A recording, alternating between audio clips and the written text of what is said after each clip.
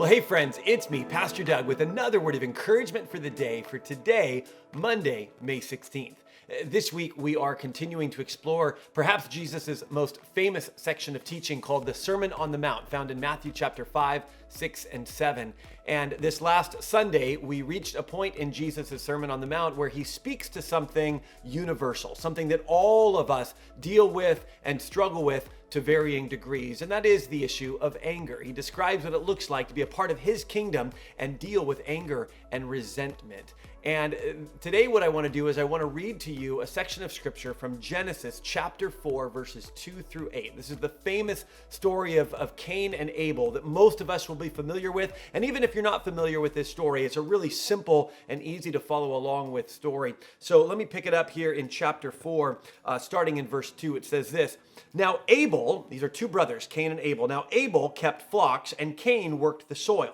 In the course of time, Cain brought some of the fruits of the soil as an offering to the Lord. And Abel also brought an offering, fat portions from some of the firstborn of his flock.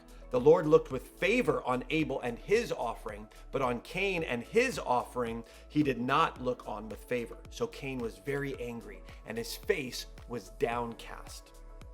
The Lord said to Cain, "Why are you angry? Why is your face downcast? If you do what is right, will you not be accepted? But if you do not do what is right, sin is crouching at your door. It desires to have you, but you must rule over it."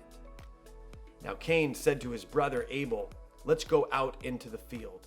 While they were in the field, Cain attacked his brother Abel and killed him. So again, many of us are familiar with this story, and it's a tragic story of one brother carrying resentment and simmering anger towards his brother.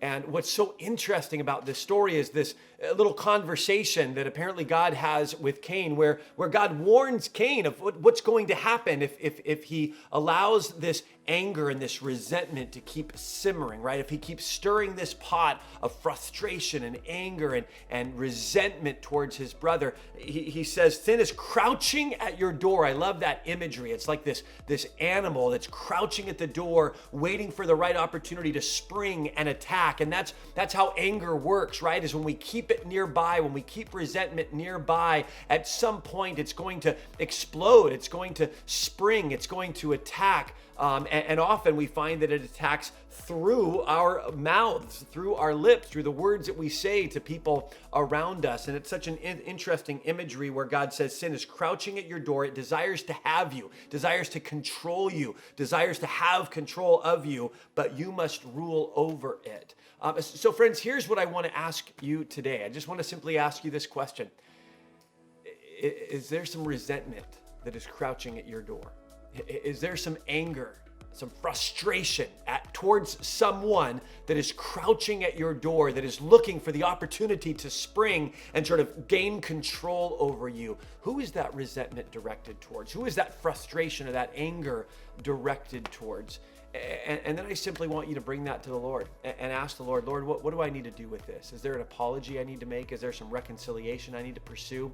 But friends, God's warning to Cain is his warning to us. That resentment and that anger, it's like it's crouching at our door, looking to attack, looking to have us. But we, because we have Christ in us, have the opportunity to rule over those thoughts of resentment and anger. So friends, what step do you need to take today? I encourage you to take it. Have a great day, and we'll see you tomorrow.